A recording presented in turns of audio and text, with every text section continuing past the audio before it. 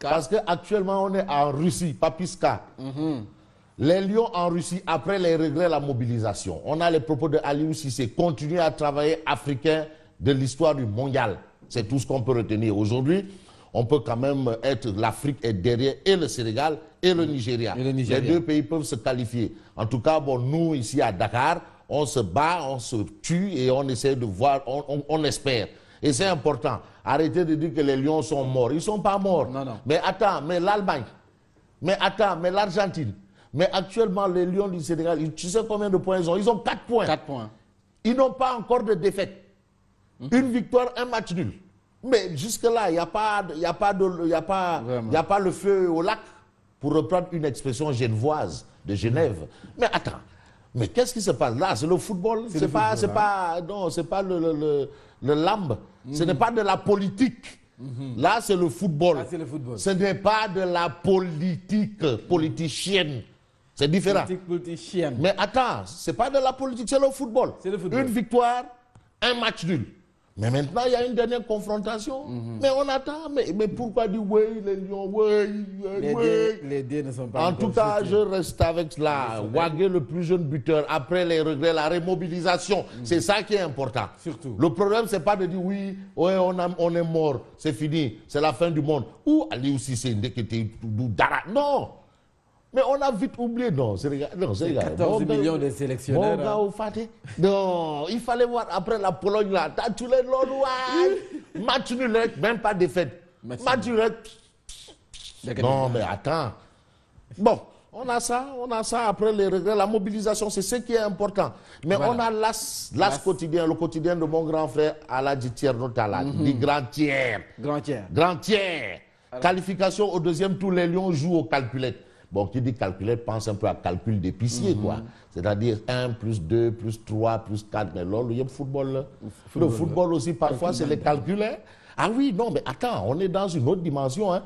C'est pas ASC Yego contre ASC Botipom ou bien ASC Khourounar contre ASC... Non, ça n'a rien à voir. Là-bas, c'est le sommet.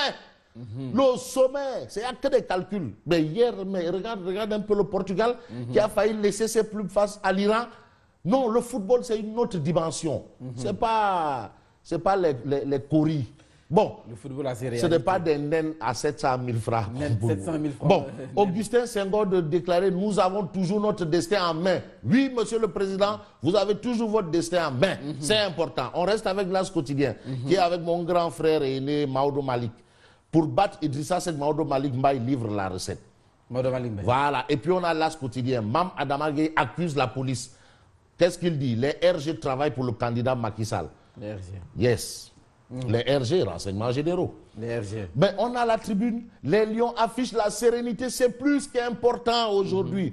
Ah oui, il faut la sérénité. Non, attention, il faut la sérénité parce que la Colombie, ce n'est pas des Martiens. Hein? Ils ne viennent pas de Mars, ni de Jupiter, ni de Neptune. C'est des humains. Ah oui, attention. Non, là, maintenant, l'histoire retiendra. Mais au Mondial 2002, les Lions sont allés au deuxième tour avec une victoire de match nul. Wolobok. Une victoire et 2 matchs. Mais Wolobok. Mais qui imaginait? Qui imaginait que les Lions allaient battre la France? Du tout. Qui imaginait que les Lions allaient battre la Pologne? Vraiment. Non, quand même, gars. Vraiment. En tout cas, l'espoir est toujours là. Les Lions affichent la sérénité. On a la tribune originale. Pauvreté extrême, gabégie, incompétence, parrainage, Ngunda Falkan démolit la gouvernance de Macky Sall. Ngunda Falkan, pour dire que la gouvernance de Macky Sall is not good. C'est pas nice. Bad. Donc actuellement, il dit la gouvernance de Macky Sall. Voilà, Rajim. Voilà, ça c'est Ngouda Falkan. Pourquoi il le dit? Qu'est-ce qui se passe? Parce qu'il a été quand même le patron de la Sentif. Ngouda Fall. Ah oui! Non, c'était un haut... Attends, mais c'était un haut fonctionnaire qui dit que la gouvernance là is not good.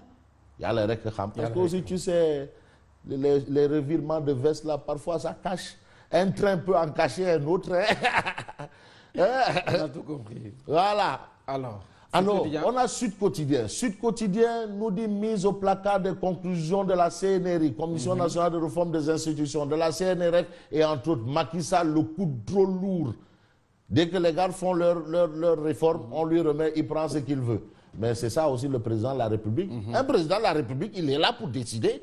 Un président de la République, ce n'est pas un chef de quartier. Non, non. Ni un président d'ASC. C'est le président de la République. Oui, c'est lui qui a le dernier mot. C'est le père de tous les Sénégalais. Ah oui, c'est le père de tous les Sénégalais. Et attention. Et puis on parle de CFE. Session 2018 du CFE et l'entrée en 6e. Un démarrage, 1000 inquiétudes. Le CFE, c'est aujourd'hui. C'est aujourd'hui le CFE. Et puis, déficit dans certains quartiers de Dakar. La dernière fois, on a dit à Keur Massar a soif. Keur Massar, c'est à côté de Dakar. C'est à moins de 20 km de Dakar. Mais Keur Massar a soif. Tenguet, c'est à 21 km. Voilà, Keur Massar a soif. Priver les maraîchers d'eau pour atténuer le gap. Ah, ça, c'est le Goro qui le dit. Peut-être que c'est le prix du Warougar, là. Voilà. Ah, mais on va faire comment? On sera obligé de manquer d'eau. Le Warougar aussi, ça a un prix. Tu sais, il est bon. Ah, tu sais, waouh. Et puis, on reste avec enquête. Contentieux sur l'attribution de 2 blocs offshore Total. African Petroleum en guerre contre le Sénégal. Tu sais, le pétrole, là, ça va nous amener que des tolof et des benkenyen. Vraiment. Tolof, benkenyenki. Wahupit, Sabarupot, patati, patata. Et puis, on reste avec enquête.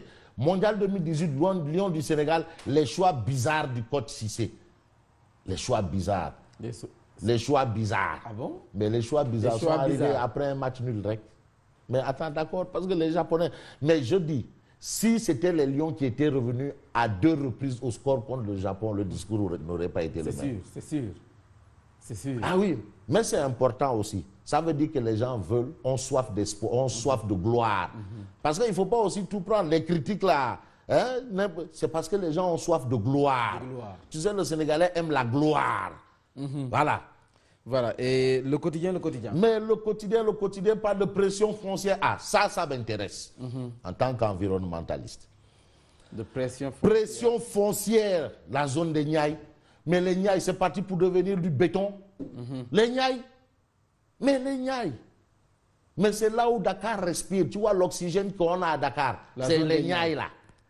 L'oxygène, le peu d'oxygène qu'on peut respirer à Dakar. Vers Bayard. Voilà. Tu sais, je ne vais pas t'expliquer la photosynthèse. C'est-à-dire, les plantes, eux, ils prennent notre gaz carbonique et ils rejettent l'oxygène. Et nous prenons l'oxygène, nous rejetons le gaz carbonique. Voilà, ça veut dire que Dieu, il y a le Ken là.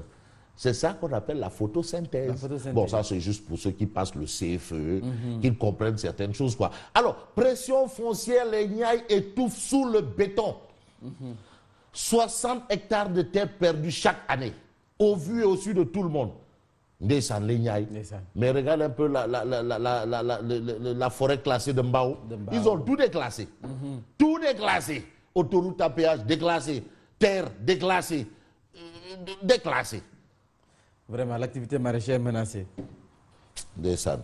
Vox Populi. Mais Vox Populi parle de quoi? Eh bien, du BFM, du CFE. Du CFE, on a un peu les chiffres, hein?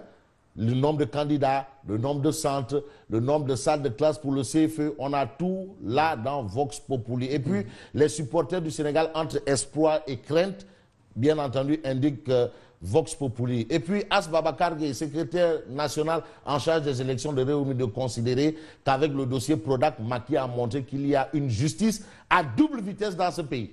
Une justice à double vitesse. C'est là où Rigal. Avec le dossier Prodac, Macky a montré qu'il y a une justice à double vitesse. Mais c'est là où Rigal a rebaptisé l'autre Mbaye Prodac. Que non, il ne fait qu'insulter. Il est sorti, il a donné des explications. Mais le problème, c'est quoi? Anne Khalisbi, les 29 milliards.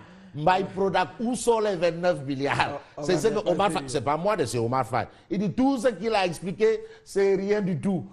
Où sont les 29 milliards? Non, Omar Faye, il n'est pas sérieux. C'est un problème de 29 milliards, c'est pas un problème de Goloboui Bodomam ou le Djinabouy Nanier. Lors où 29 milliards. Amadouba réclame ses sous. Hein?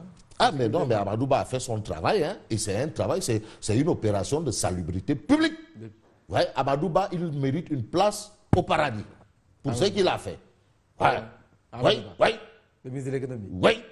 Ok. Comment? Alors, Rémi Quotidien.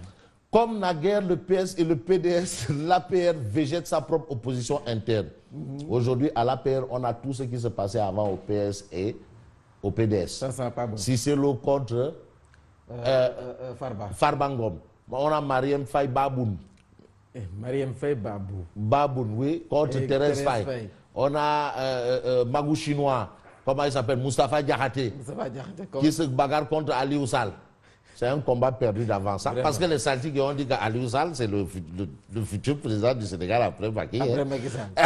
C'est les Saltigues qui l'ont dit. Euh, Ah oui, Ali Oussal, l'homme, l'ami de Malik Gakou.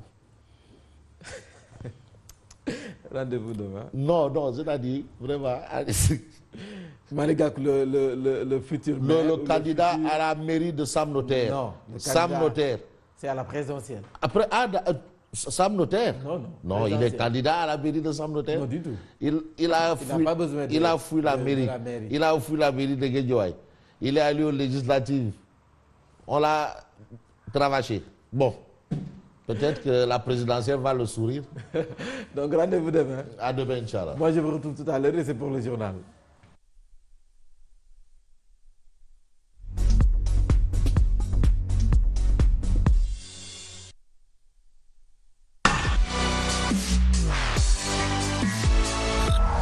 Sen TV, bienvenue chez vous.